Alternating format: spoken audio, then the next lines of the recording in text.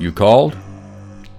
I hope everyone has had some time to become better acquainted with these new mobile 1.3 controls. I know I'm still working on them. Which ones do I prefer? Well, the new ones easily. I like seeing them on the screen. I like the greater control it gives you. It's definitely better. Now, I admit I didn't play a ton of hours on the old mobile version, and so I'm not swimming against that current. It's not like the old system is kind of hardwired into me. So it's a little easier for me than it may be for some of you, but there's still a lot more complexity, obviously, with the new controls, and with complexity comes a steeper learning curve, and it's definitely a challenge, but I'm keeping at it. Hopefully, in time, it'll become more second nature. But speaking of controls, Loki was back from his weekend break to answer some of your questions on Discord. Loki wrote, "Don't know what all will be in the customization controller support update yet in regards to customization options. We'll share more when we dive into it, right after fixes." Zand26 wrote, "Loki, are you happy with how the launch of Mobile 1.3 went?" Loki's answer, yes, pretty much. Things went as I figured they would, and it's always good to have the community there to settle debated issues internally. Happy with how fast DR has been able to respond to those with issues or complaints. I think it will only get better in the next 1.3.0.7.2 fix update with the jump auto swing options will make a lot of folks happy, I figure. And just to back Loki up on that, I definitely remember before the patch, the 1.3 patch came out, he was basically saying till he was blue in the face that these controls would be more of a challenge. There would be a lot of grumbling about them. It would upset a lot of people, and I think the reality has certainly matched his expectations. But I would just encourage everyone to keep at it, and over time it will become easier, according to Loki, who has obviously put a lot more time into it than most of us at this point. Offensively True wrote, "Loki, hey, I have a question. Why did they improve the controls? It covers half the screen. I can't dig straight down or build up. I have to mine or place every individual block." Loki's answer to that, "I do not have any of the issues that you have in that level. I suspect it's a matter of adjustment and learning curve initially. If you mean to just dig a straight tunnel down or from side to side, use the smart cursor. The controls were changed because 1.3 and beyond have a lot of functionality that is not possible with the old oversimplified way. Functionality versus simplicity. That said, more customization options should be coming your way once we get past fixes and onto controller support. Don't know the extent of that yet, but I know we have discussed a lot of the things that people have mentioned, such as moving or disabling buttons, etc. No promises yet, but we will share more when that gets started. And I, for one, am definitely looking forward to the thought of having perhaps a gamepad to control the mobile device. I think that would make it a lot easier. It would obstruct less of the screen because my hand wouldn't be in the way, but we'll just have to wait and see what options they give us. JellyX Reaper wrote, "Loki, is the next hotfix this week?" Loki's answer, "I am awaiting its arrival for internal testing. How soon it gets submitted depends on that, and we will never launch any updates on a Friday because it's just always a bad idea. So maybe." Dimmy66 is losing their marbles wrote, "Why not on a Friday though?" And Loki explained, "Because you want everyone in office in case of issues, versus release, have issues, and everyone is on the weekend. This is why most major releases go out on Tuesdays, if you ever noticed. Fixes are less critical to do the Tuesday thing, but we always avoid Friday." Gost Krampus wrote, "Guys, when I defeat Wall of Flesh, the game has 30 frames per second, and if I restart the world, it's still in normal mode. Please help." Loki was there to help with the following. It doesn't freeze at the hard mode message.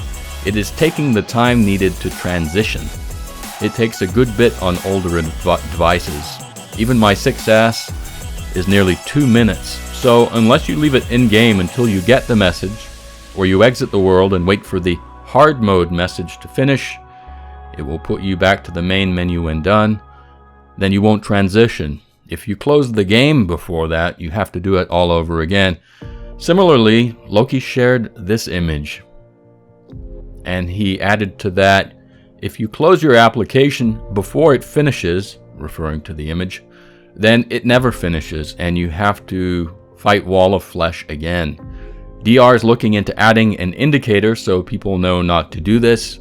In-game, there is no indicator at the moment. So that would be a nice little warning, and it's, I guess, a case where people are a bit euphoric after defeating the Wall of Flesh. Maybe it was kind of a close fight, that sort of thing, and they're eager beaver to get the hard mode up and running. And, it's not a bug, guys. I guess it's just a processing lag because of the demands on your mobile device. So there you go. Beware. Anyway, shifting gears a bit, people were asking about their IP address in relation to setting up a server and wanting to share their IP so people could join. If you've seen my multiplayer video that I posted recently in terms of the basics of setting up a server, you need to know your own IP to share with other people so that they can join. And in relation to that, Loki wrote, "What is my IP?" And that's a website. He wrote, on a web browser, your IPv4 from ipconfig is your internal device IP.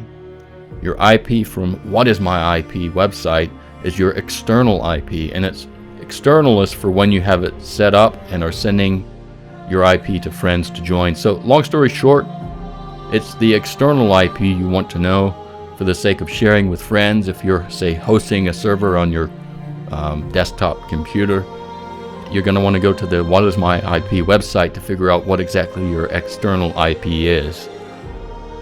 But back to the topic of the next hotfix, which is 1.3.0.7.2, I think they said. Regarding that, Loki had this to say: I don't have 1.3.0.7.2 for testing yet. Expecting that soon. Garrick wrote, and I have the accent over his E. He did make a comment that I would neglect to do that. I had to shift the font, Garrick, but there it is. Hey Loki, if you delayed the update on August 27th to fix more bugs, it would have been better. Loki's answer, lol, no. That is not how it works. You can test things to death and never find what, let's see how many that is, about 1 billion people will find.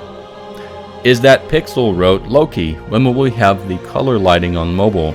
Loki's answer, on the list to explore, but gonna get fixes done first. There is a chance color lighting may only be for higher up devices too, depending on performance impacts. Garrick was back with, hey Loki, when will bug fixes and crash will be fixed? Loki's answer, next fix wave is nearing internal testing. And that matches what he said earlier, right? That any moment now or any day now, they're going to get the patch for internal testing and they're going to run through it and then they're going to submit it for release, I guess, once they're satisfied that it fixes the round of bugs that they hope to fix and adds the features that they want to fix. Terry asked, can we get an option to dye summons? I don't like my dragon being the base color. Loki shared this GIF, which he has shared before, of course, and it's of Critter Shampoo, which is, I love that item name, Critter Shampoo. Unfortunately, that is not in 1.3.1, not even close. It's in mobile 1.4, whenever that comes out, also known as Journey's End. And in relation to that, Loki also wrote, Terry will have to wait and see when 1.4 arrives. And he finished by writing, Journey's End is full of goodies. Which I think is a good way to end this video.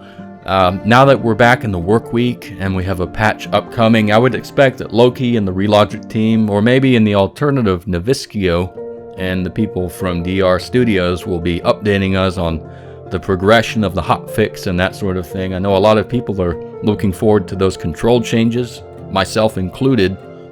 And so I'm going to keep an eye on that, and I'll post any update videos that are necessitated by the news that gets released, hopefully this week, about that next hotfix. But stay tuned to the channel.